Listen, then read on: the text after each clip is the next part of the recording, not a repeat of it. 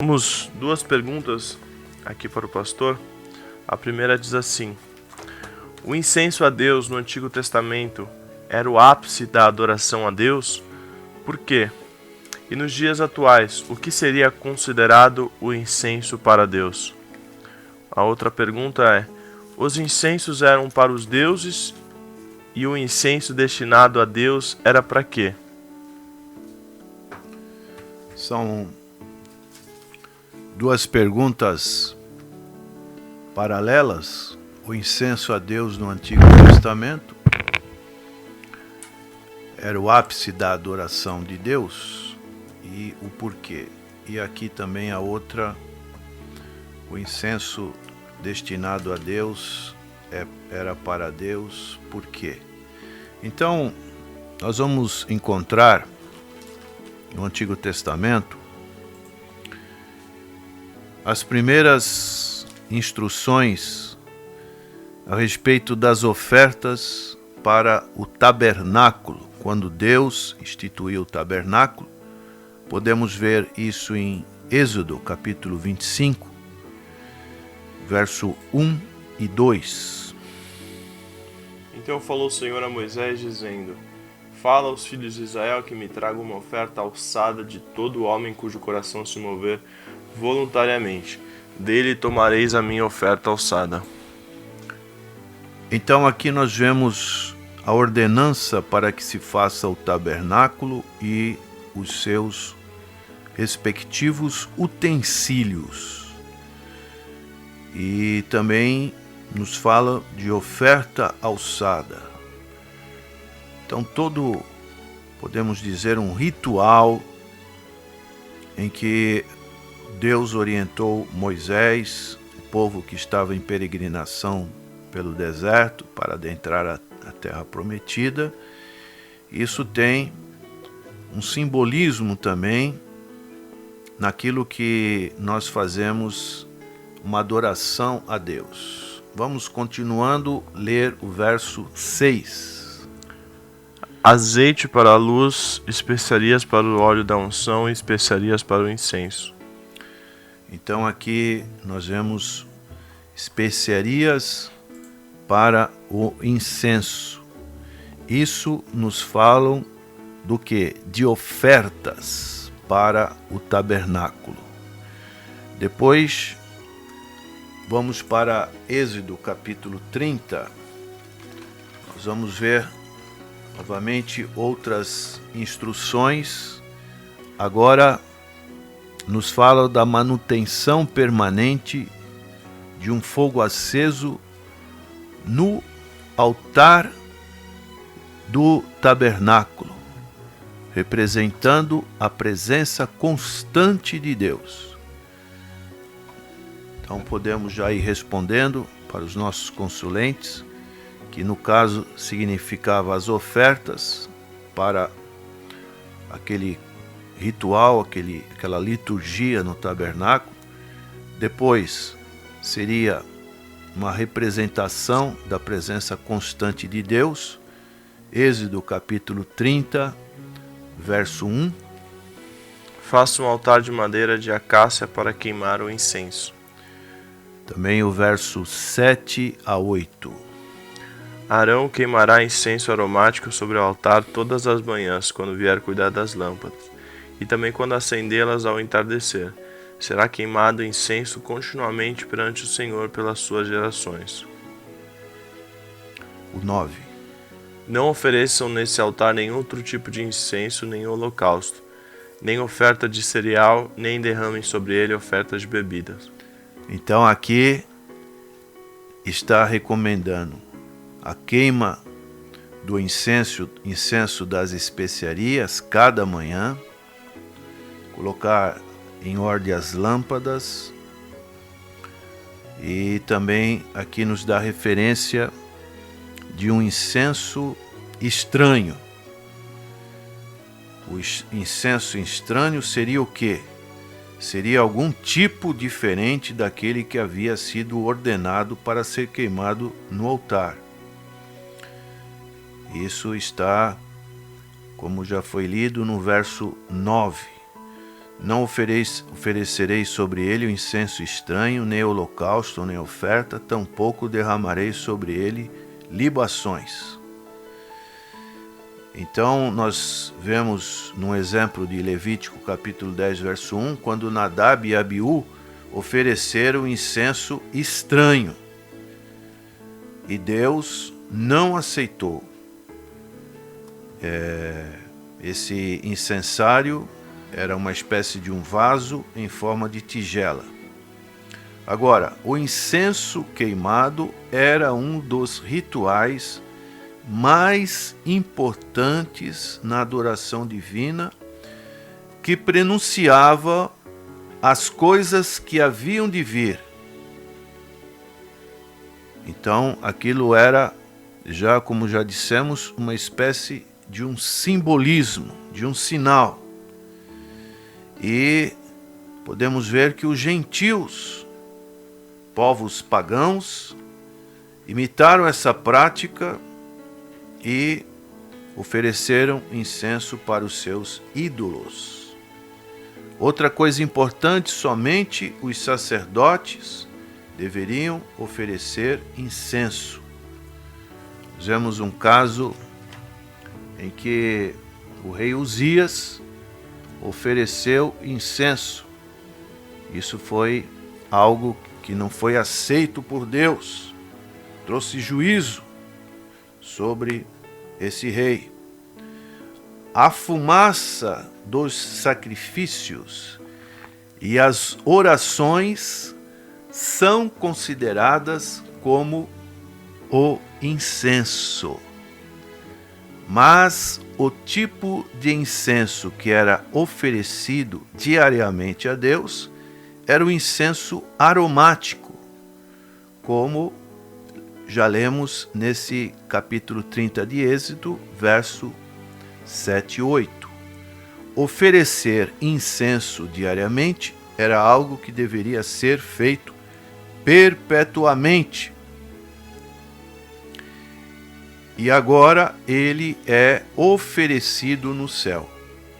Então, vamos ver a ligação que existe com relação à fumaça do sacrifício e as orações que são consideradas como incenso. Podemos ler no Salmo 66, verso 15.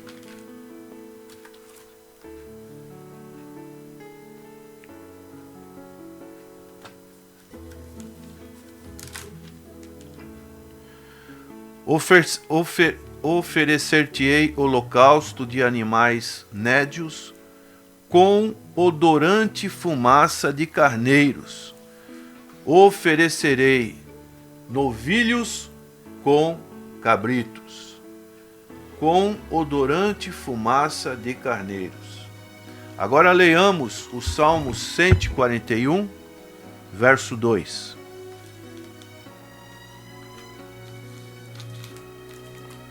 Seja a minha oração como incenso diante de ti, e o levantar das minhas mãos como oferta da tarde.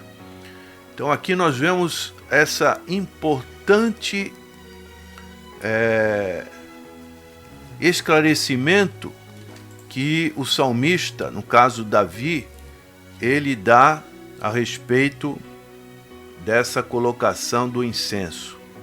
Ele já tinha esse entendimento que aquele simbolismo do incenso, ele seria as orações. E podemos confirmar isso em Apocalipse, capítulo 5, verso 8. Ao recebê-lo, os 4 seres viventes e os 24 anciãos prostaram-se diante do Cordeiro.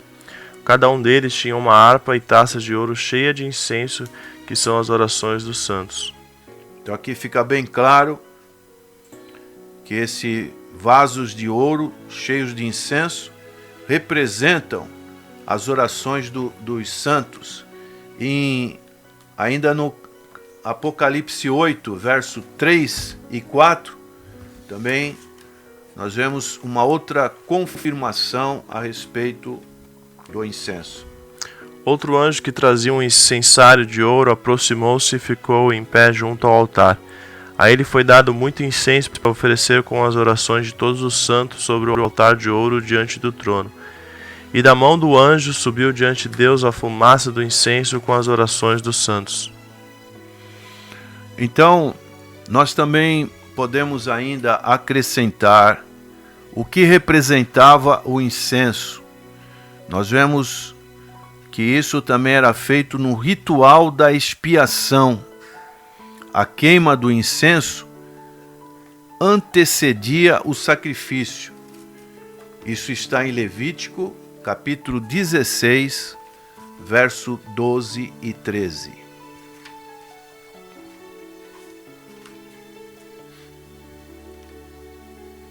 Pegará o incensário cheio de brasas do altar que está perante o Senhor, e 2 punhados de incenso aromático em pó, e os levará para trás do véu.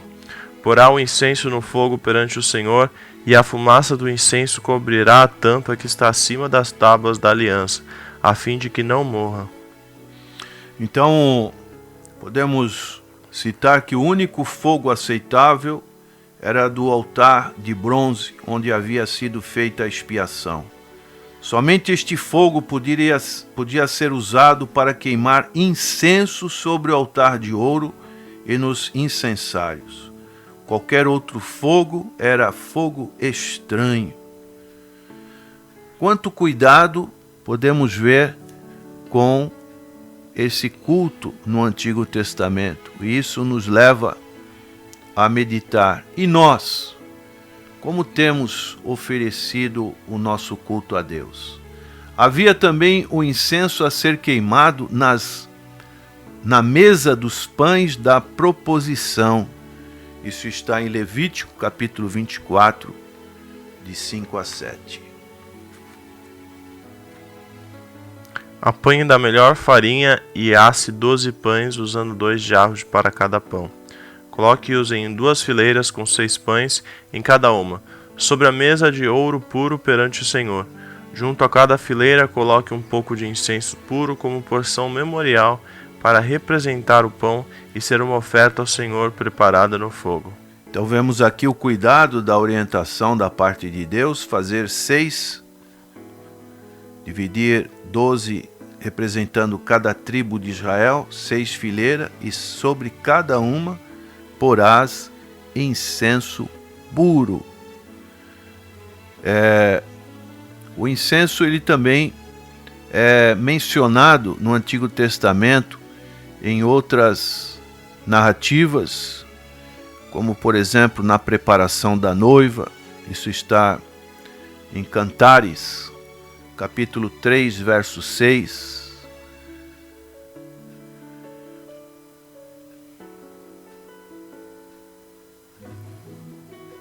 Seus dentes são como um rebanho de ovelhas que sobem do lavadouro. Cada um tem o seu par, não há nenhuma sem crias.